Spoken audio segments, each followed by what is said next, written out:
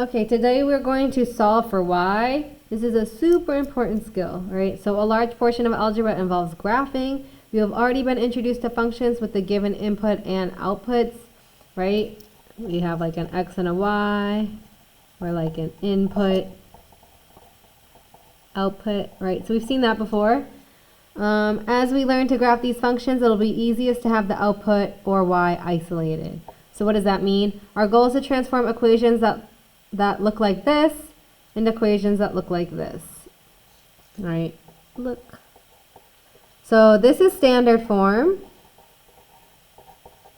of, which is a vocab word, and this is slope-intercept form.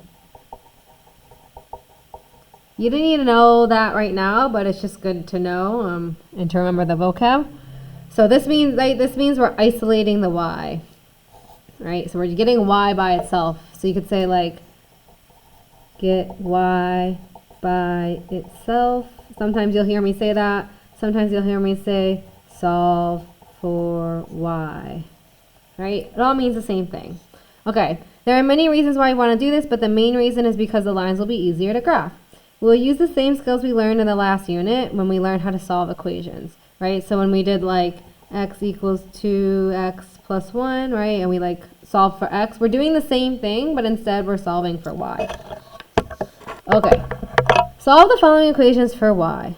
So we look here, we want to, everything's on the right side, right? We want y over here and everything else on the other side.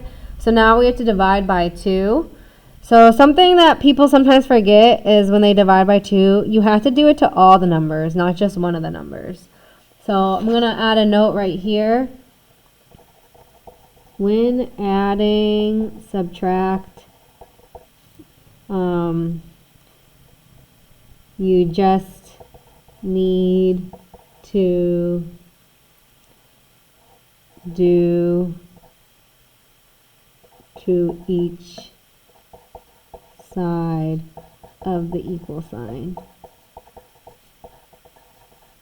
Example, right? X plus 2 equals 4. We just minus 2, right? We just do that like on each side, right? We do it over here, we do it over here. But when we're multiplying,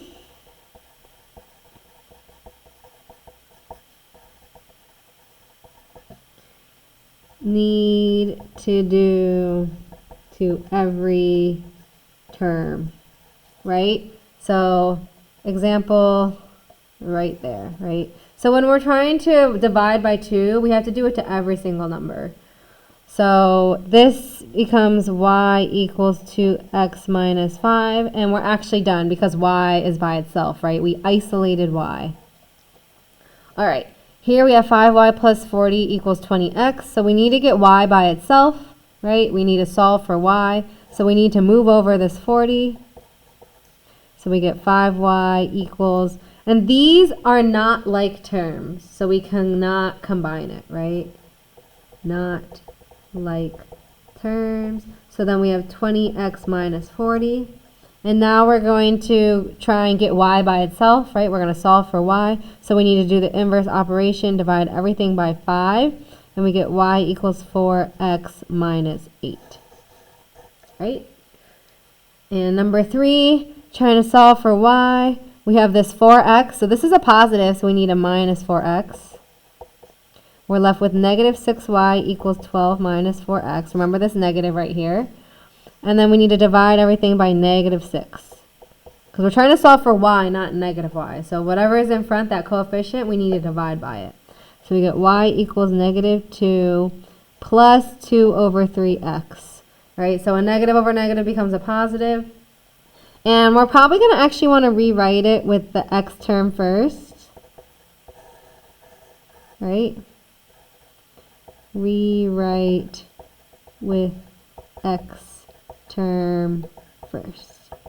Why? Just because that's the normal slope-intercept form, right? The x is before the constant. So we'll usually want to rewrite that. All right, so I would suggest you pause the video and try these 3. Each one is similar to the one before. So 1 is similar to 1, 2 is similar to 2, and 3 is similar to 3. Good practice, so pause the video and then check back. All right. So if you're back, we're going to solve, right? So this one, we just need, right, y is already by itself. We just need to get rid of the coefficient in front of it. So we divide everything by 5. We have y equals 2x plus 5. Here, right, we're trying to get y by itself. So first we need to move over that 20. So we get 5y equals 15x plus 20. We divide everything by 5. We get y equals 3x plus 4. And then here, we got to minus our 5x. Get rid of it, right? We're trying to solve for y. Sometimes I think about it, it's like y wants to be by itself. Whenever we're trying to solve for something that wants to be by itself, it's like a loner, right? It doesn't want any friends. So this 5x is on the same side of the equal sign, but we're trying to solve for y, so it needs to go away. It needs to go to the other side.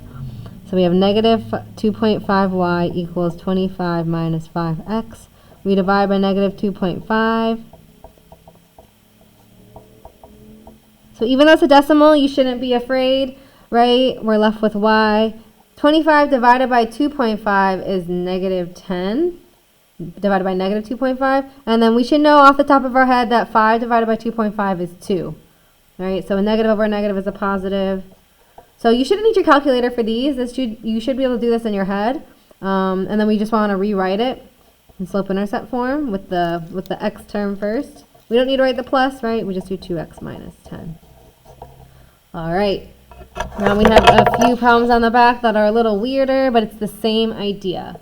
Okay. So right here, right, we're trying to get y by itself.